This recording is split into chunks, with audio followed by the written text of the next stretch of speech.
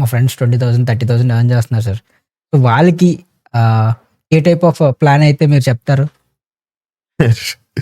20,000, 30,000 అందరూ software employees అయి ఉంటారు. మంచిగా ఫస్ట్ నా సజెషన్ ఆర్ నా థింగ్ ఏంటంటే క్రెడిట్ కార్డ్ వాడడం మానేయండి. Credit card okay. ఎందుకో చెప్పనా?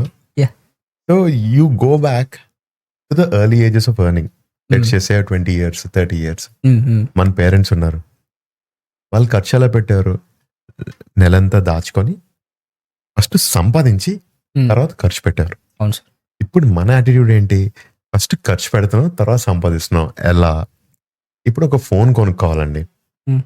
లెట్స్ సే మన ఫాదర్ అనుకోండి, ఆయనకు ఒక ఎక్స్ అమౌంట్ జీతం అనుకోండి, మంత్లీ కొంత సేవ్ చేసుకొని ఒక పూల్ చేసుకున్న తర్వాత ఆ డబ్బులతో ఏదో ఒకటి కొనుక్కుంటారు. ఆ డబ్బులతో టూర్కి వెళ్ళడం, మనల్ని గుడులకో ఎక్కడికో తీసుకెళ్ళడం, లేకపోతే ఎక్కడో దగ్గరికి తీసుకెళ్ళడం, ఏదో చేసేవారు. ఇప్పుడు ఎలా ఉంది? ఫస్ట్ ఏదన్నా కొనుక్కోవాలంటే ఫస్ట్ ఈఎంఐ, క్రెడిట్ కార్డులు, బ్యాంకులు రెడీగా ఉన్నారు ఇవ్వడానికి. సో దానివల్ల ఏంటవుతుందంటే, మీరు ఫైనాన్షియల్ ప్లానింగ్ అంటారు కదా, ఫైనాన్షియల్ ప్లానింగ్ తో పాటు ఇంకొక 2 ఉంటాయండి. ఫైనాన్షియల్ డిసిప్లిన్ ఉంటుంది, ఫైనాన్షియల్ ఫ్రీడమ్ ఉంటుందండి. సో టేక్ ఎన్ ఎగ్జాంపుల్, మీరున్నారు, మీకు ఒక 30,000 రూపీస్ శాలరీ, మీరు ఒక ఐఫోన్ కొనుక్కున్నారు, ఒక ఏముంది ఒక ₹1,00,000 అయింది అనుకోండి, మీకు 30,000 జీతం. సో ఒక 1 year పెట్టుకున్నారు ఈఎంఐస్, నో కాస్ట్ ఈఎంఐస్ అని పెట్టుకున్నారు. ఏముందిలే 10,000 పోతే పోయింది, వచ్చిన దాంట్లో పోయింది అనుకుంటాం. What will happen? మీకు ఒక 1 year మీకు సంపాదన వస్తుందో రాదో తెలియదు. Your earning is not constant. రేపొద్దున ఏంటవుతుందో తెలియదు మీ ఎర్నింగ్. బట్ మీ లైబిలిటీ అనేది సెట్ అయిపోయింది కదా నెక్స్ట్ 1 year కి. అవును సార్, అది కట్టాలి. మీకు రేపు పొద్దున్న ఉద్యోగం ఉంటుందో తెలియదు, లేదో తెలియదు. రేపు పొద్దున్న మనకి ఏంటవుతుందో తెలియదు. బట్ ఏంటవుతుంది రేపు పొద్దున్న మనకి అసెట్ లేకపోయినా లైబిలిటీ అయితే ఉంది కదండి. ₹1,00,000 నెక్స్ట్ 1 year ఉంది కదా.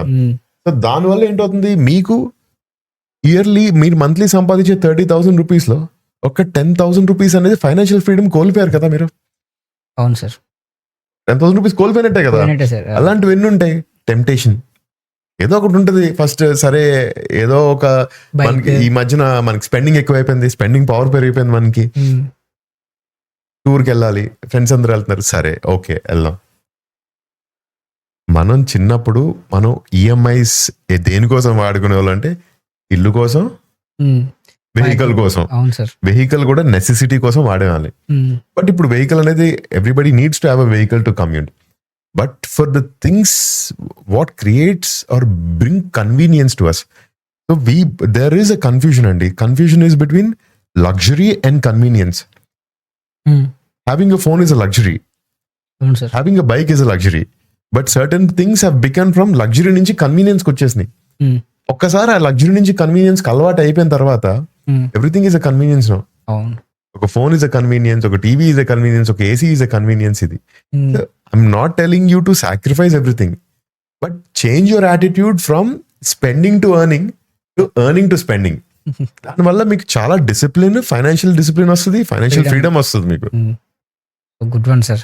చాలా మంది తెలియదండి. అంటే ఏంటవుద్దంటే దానివల్ల ఇంకొకటి చెప్తాను, ఈ సైకిల్లో పడిపోతారు, ఈ ఈఎంఐ సైకిల్లో పడిపోతారు. పడిపోయిన తర్వాత ఏంటవుద్ది, మీకు లైబిలిటీ సెట్ అవుతుంది. అంటే మీరు మీ ఐడియాస్ని కానీ మీ థాట్స్ని కానీ ఒక 1 year సాక్రిఫైస్ చేసి జాబ్ని 1 year కంటిన్యూ చేయాలి. ఎందుకు? ఈ ఈఎంఐని క్లియర్ చేయడానికి.